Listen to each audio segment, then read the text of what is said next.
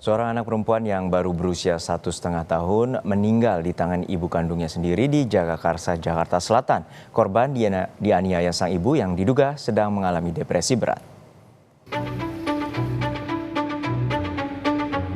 Di kawasan Srengseng Sawah, Jagakarsa, Jakarta Selatan inilah anak berusia 1,5 tahun meninggal dunia dibanting ibu kandungnya hari Minggu kemarin. Korban yang kritis dilarikan warga ke rumah sakit di Depok, Jawa Barat untuk mendapatkan penanganan medis. Namun, nyawa putri sematawayang pasangan YN dan MS ini tak tertolong. Kejadian ini mengejutkan tetangga. Menurut warga, ibu kandungnya diduga sedang mengalami depresi berat. Pelaku dikenal memiliki riwayat gangguan kejiwaan yang mengharuskan dirinya mengonsumsi obat-obatan dan kerap mengurung diri dalam kamar bersama putrinya. Kalau menurut saya sih stres. Oh, orang tuanya stres? Karena bapak suaminya. Suaminya kenapa sih? Ya, saya nggak pernah keluar. Sosialisasi sama tetangga? Enggak. Kan emang itu mantu. Si ibunya almarhum itu memang selalu di kamar. Anaknya nangis selama 20 hari itu memang tersiksa dong hitungannya ya, anak segitu ya nangis saja di kamar dikunci. Jadi ibu mertua itu nggak berani buka, hanya paling ya kasihan itu anakmu aja. Polres Metro Jakarta Selatan yang menangani kasus ini menahan pelaku untuk dimintai keterangan. Selain akan menggelar olah tempat kejadian perkara dan meminta keterangan sejumlah saksi, polisi juga akan memeriksa kondisi kejiwaan pelaku. Ini kita sudah mengamankan ibu anak yang dibantu. Ya, jadi di PPA dari kemarin sudah kita menggali keterangan yang dibutuhkan oleh penyidik. Apakah ada konflik? Masih didalami. Semalam masih kita dalami karena memang ibunya sudah kita amankan. Pemakaman anak berusia 1,5 tahun yang meninggal di tangan ibu kandungnya dilakukan di TPU Srengseng Sawah, Jagakarsa, Jakarta Selatan. Proses pemakaman sang anak diwarnai isak tangis keluarga. Ayah korban yang tengah ditahan di rutan Polres Depok diperbolehkan melihat jasad anaknya terakhir kali dengan pengawalan anggota polisi. Paman korban mengatakan kejadian naas ini dipicu depresi berat sang ibu pasca penangkapan suaminya. Terlebih, pelaku mempunyai riwayat gangguan kejiwaan dan selama ini harus mengonsumsi obat yang dibeli sang suami. Kalau ibu ini sebelumnya sudah ada riwayat gangguan. Tiap bulan memang dia harus tebus obat. Di saat pada waktu ada suaminya, memang suaminya rutin tiap bulan tebus obat untuk istrinya. Jadi setelah suaminya di Polres, dia stop untuk obatnya. Makanya ngeblank langsung. Dan kita juga tidak tahu apa yang harus dibutuhkan obat untuk istrinya ya. Mulai di kamar menyendiri, pintu tidak dibuka, keadaan anaknya pun nangis terus, kita tidak tahu. Sementara itu, saat ini sang ibu masih menjalani pemeriksaan intensif oleh penyidik Unit Perlindungan Perempuan dan Anak Polres Metro Jakarta Selatan. Selama ini, pelaku tinggal bersama mertua, sementara sang suami sudah 1 bulan mendekam di tahanan karena tersandung permasalahan hukum di Polres Depok. Tim Liputan, Kompas TV.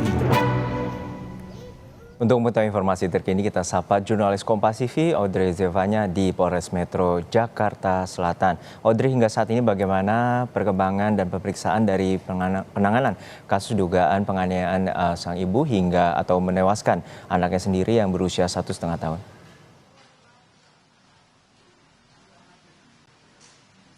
Ya, Juno dan juga saudara, memang saat ini Polres Metro Jakarta Selatan ini masih melakukan pemeriksaan terhadap ibu kandung dari korban atau yang kita ketahui berinisial TY. Kita ketahui memang TY ini diduga memiliki gangguan psikologis sehingga Polres Metro Jakarta Selatan ini membawa TY ke Rumah Sakit Polri Kramat Jati untuk dilakukan pemeriksaan lebih lanjut. Apakah memang TY ini memang memiliki gangguan psikologis.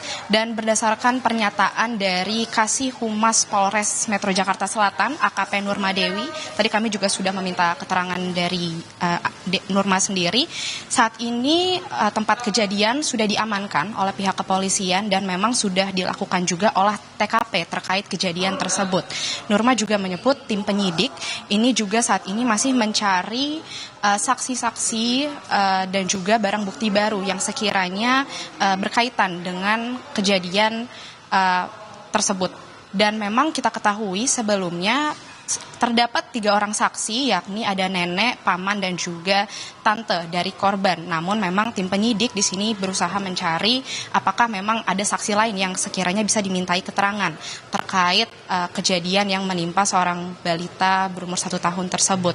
Dan juga berdasarkan pernyataan dari Nurma, ia juga sempat mengungkap bahwa ibu dari korban atau TY ini sudah sempat dimintai keterangan oleh tim penyidik terkait apa yang menjadi motif dia melakukan hal tersebut terhadap anak kandungnya. Tapi memang terdapat kendala, TY ini sulit diajak untuk berkomunikasi, ia bahkan diam saja ketika dimintai keterangan oleh tim penyidik. Sehingga hal inilah yang masih menjadi PR bagi pihak kepolisian untuk mengungkap apa yang sebenarnya menjadi motif TY sendiri melakukan hal tersebut terhadap anak kandungnya. Juno. Ya, untuk saat ini polisi masih memeriksa dari tes psikologis ibu korban atau ibu dari anaknya sendiri. Dan hingga saat ini bagaimana kronologi dan juga proses pada saat terjadi penganiayaan dari keluarga ataupun tetangga terdekat pada saat terjadinya kejadian itu?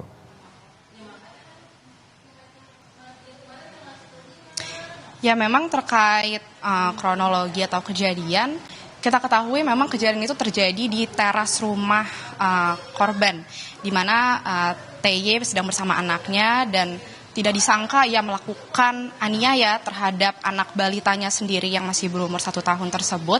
Dan pada saat kejadian tersebut, 3 orang saksi, ada paman, tante, dan juga ada nenek dari korban yang melihat kejadian tersebut dan segera memberhentikan aksi yang dilakukan oleh TY tersebut. Dan ketika melihat korban ini segera dilarikan ke rumah sakit terdekat oleh pihak keluarga. Namun sayangnya memang anak balita tersebut atau yang berinisial AK ini tidak bisa diselamatkan. Dan memang jika kita berbicara terkait gangguan jiwa atau psikologis dari ibu TY ini, memang diketahui pihak keluarga, nenek yang kita ketahui sebagai nenek dari korban ini mengkonfirmasi bahwa TY ini diduga memiliki gangguan psikologis. Dan juga berdasarkan pernyataan dari Kasih Humas Polres Jakarta Selatan AKP Nurma Dewi dan juga berdasarkan kesaksian dari beberapa tetangga dan kerabat, memang TY ini dikatakan memiliki masalah di latar belakang keluarganya. Diketahui suami dari TY ini merupakan seorang tersangka atas kasus penggelapan yang dimana saat ini juga sedang ditahan di Polres Metro Depok. Sehingga hal inilah yang diduga membuat TY yang sebelumnya sudah memiliki gangguan psikologis ini diduga mengalami depresi terkait hal tersebut. Juno. Baik, kita nantikan bagaimana pengusutan dari kasus ini. Terima kasih atas laporan lengkap Anda, jurnalis Kompas TV Audrey Zivanya dari Polres Metro Jakarta Selatan.